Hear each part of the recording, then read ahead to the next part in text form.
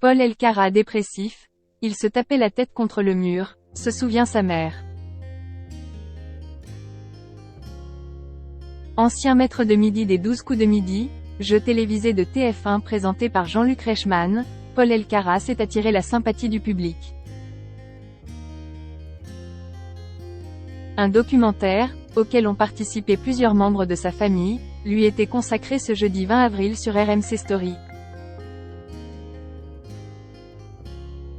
Les téléspectateurs de TF1 le connaissent pour sa longue participation au jeu télévisé Les 12 coups de midi dont il est reparti avec 691 522 € de gains au terme de 153 participations.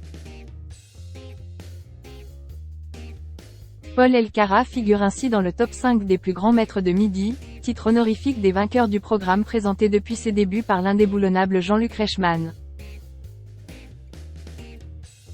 S'il avait alors conquis le public avec son humour, le jeune homme de 23 ans a pourtant souffert de dépression pendant son adolescence.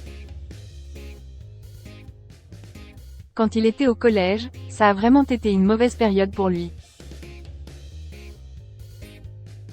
Il était très isolé, il n'allait pas dans la cour avec les autres, il s'enfermait dans le CDI, il était malheureux en classe, s'est souvenu sa grand-mère pour son témoignage dans le documentaire Paul Elkarat, Les victoires d'un autiste Asperger, diffusé ce jeudi 20 avril sur RMC Story. Ça s'est beaucoup aggravé dans son sentiment de solitude, d'incompréhension, a de son côté résumé sa mère, témoignant elle aussi dans ce documentaire. Et de confier, il a commencé à être vraiment dépressif.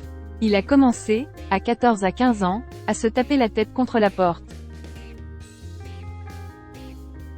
J'ai vu beaucoup de pédopsychiatres, de psychiatres, de neurologues, de psychologues. Tous ceux qui sont en rapport avec la santé mentale on va dire, et il n'y a jamais eu vraiment de diagnostic d'autisme. Cela prouve qu'il y a encore une certaine méconnaissance de l'autisme en France, a de son côté déploré le principal intéressé qui n'a finalement été diagnostiqué autiste Asperger qu'à l'âge de 16 ans. Des relations compliquées avec son frère cadet.